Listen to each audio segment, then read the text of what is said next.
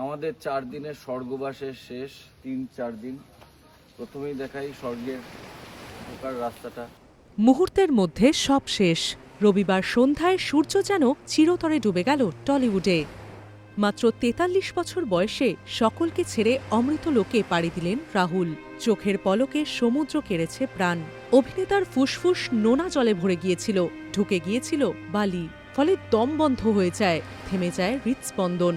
তারপরই সবাইকে কাঁদিয়ে না ফেরার দেশে চলে গেলেন সকলের প্রিয় বাবিন, আর রেখে গেলেন তার খুশি স্মৃতিটুকু।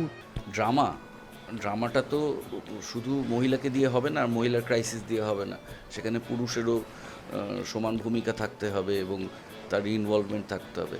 প্রেমের একটা নিষ্ঠুর পরিণতি হচ্ছে ব্রেকআপ, বন্ধুত্বে ব্রেকআপ থাকে না। প্রত্যেকের মতামত আছে এবং তার সেই অধিকার আছে মতামত দেওয়ার।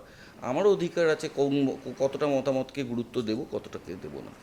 এগুলো নিয়ে ভাবনা, এগুলো নিয়ে ভাবলে নিজের জীবন কাটানো খুব মুশকিল হয়ে যাবে, নিজেদের কাজটাও ঘেটে যাবে। এত ঘটনা থাকে, ঘটনার ঘনঘটা থাকে। সব থেকে সুন্দর বলে কিছু হয় না, আমি অসুন্দর নারী আজ পর্যন্ত দেখিনি। রাইড নাকি ড্রাইভ?